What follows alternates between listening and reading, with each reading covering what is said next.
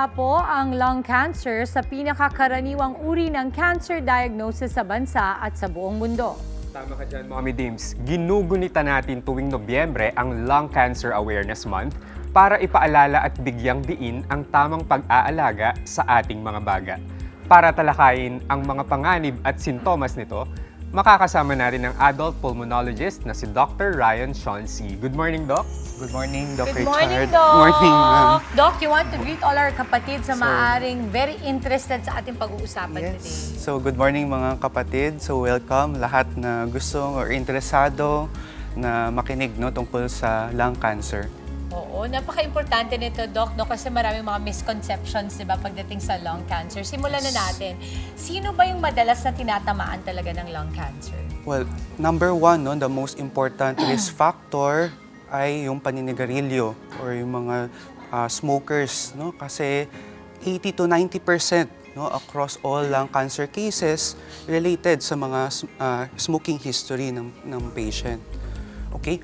Maliban doon, may mga iba pang mga risk factors tulad ng air pollution, mga taong exposed sa mga chemicals na toxic tulad ng asbestos, mga diesel fuel, at I think sa bansa natin, importante rin ma-emphasize yung exposure sa mga biofuel, yung nagsisiga, yung mga usok sa pagsunog sa mga apoy, sa mga dahon. Kaya pala pinagbabawal na yun, Doc, no? Kasi Yes. dati, di ba, parang nakagawian natin na sa pagprobinsya, nagsisiga sila, okay lang. Ngayon, pinagbabawal na yun, alam ko eh. Yes. Doc, yung sa asbestos, ito ba yung nilalagay sa Sa insulation? mga construction, Oh, yes. okay. So, exposed sa mga shipbuilding, sa mga construction workers, pwede rin sila, maaari rin ma-expose at mag-increase ang risk nila sa pag-develop ng cancer.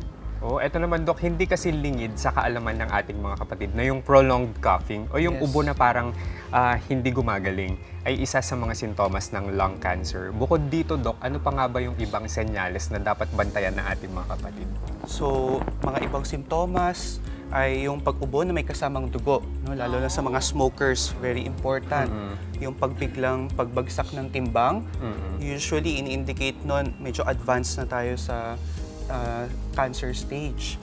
Mga respiratory symptoms, yung hingal, mabilis mapagod, okay, pwede rin, associated din to sa lung cancer.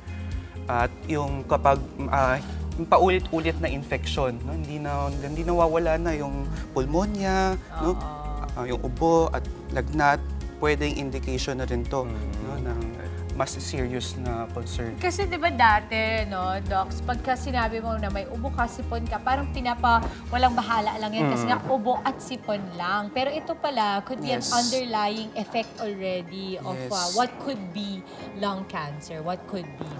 Doc, eto, gaano ba kalaki daw ang risk ng second-hand smoke? This one I want to know kasi di ba sa industriya namin, lalong-lalo na sa pag-aartista, marami kasing naninigarilyo dati, habang tumatanda kami.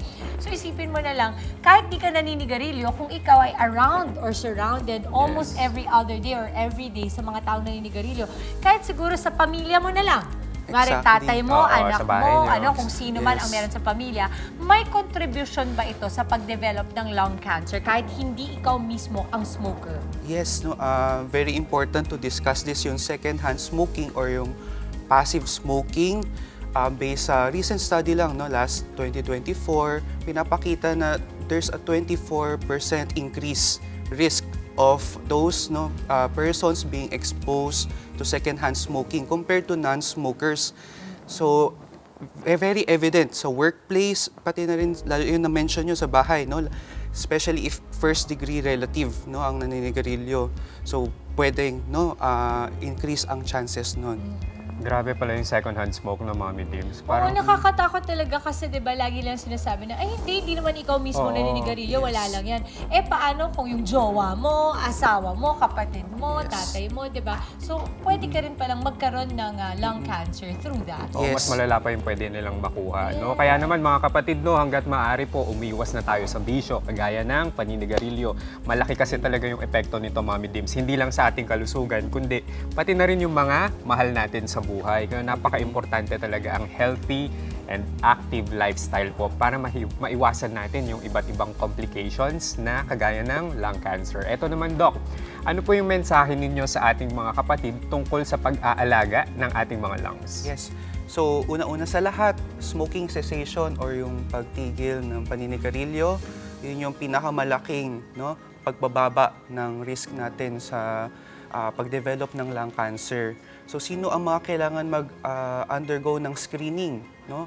Sila yung mga persons na nasa age group ng 50 to 80 na may active na heavy smoking lifestyle o kaya may family history ng lung cancer sa family, maraming exposure sa radiation or sa mga chemicals, harmful chemicals na nabanggit natin earlier. So sila magpatingin na, kausapin ang inyong doktor, tanungin kung anong pwedeng steps para mabawasan at malaman agad natin yung lung cancer detection. Doc, before I ask for your social media accounts, pahabol lang na question. Usong-uso ngayon ang vaping. Gusto kong malaman, when we talk about and when you reference smoking, does that entail vaping as well? Yes, kasi early studies pa lang, but so far medyo may mga details na telling us na even vaping, lalo na sa kabataan ngayon which is very popular these days, has been also emerging as an upcoming risk factor. So definitely through the years we'll see more cases of lung cancer and more studies will be brought about it na yun ang primary factor nila sa pag-develop nun. Doc, thank you for answering that question kasi alam ko naman talaga na parang it takes decades din talaga to be able to have a solid study that backs up claims na it could lead to lung cancer, but at the end of the day, anything that you ingest, Exactly. at napasok mo na either chemical or ay nakakasama talaga sa ating katawan. Doc, maraming salamat. Any social media accounts we can follow you on, your clinics as well? Yes, just sa Manila Doctors Hospital, and sa ACE Mandaluyong, I'm holding clinic. Ang lapit-lapit na pala. Maraming salamat, Dr. Ryan Sean C. Mga kapatid, Dimples Romana po, maging maalam at may pakialam sa mga napapanahong issue at headlines. Mag-follow na po at subscribe na sa social media pages ng News 5.